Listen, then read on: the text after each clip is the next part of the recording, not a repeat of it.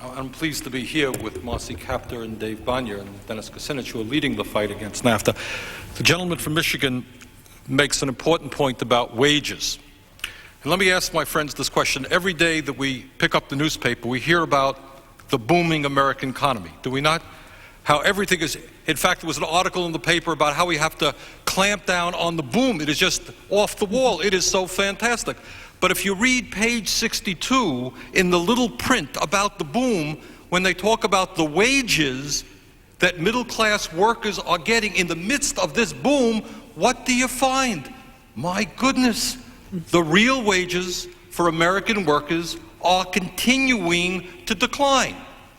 Yes, the CEOs of major corporations saw a 54% increase in their compensation. Yes, the stock market is hitting off the wall. Yes, the rich are getting richer. But what about the average worker? Well, the front pages of corporate America's newspapers don't talk about it.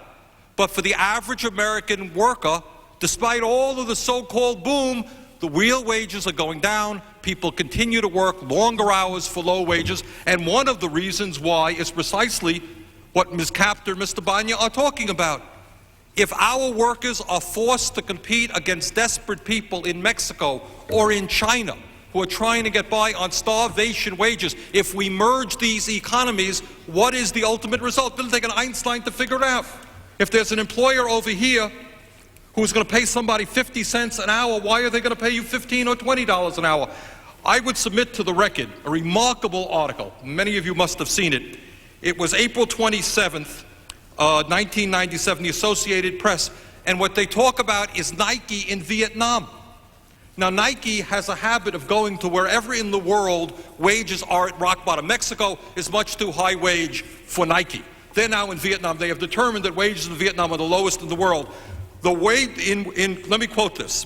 Quote, in demonstrations on Friday, workers burned cars and ransacked the factory's office, saying the company, Nike, wasn't paying them a $2.50 a day minimum wage. End of quote.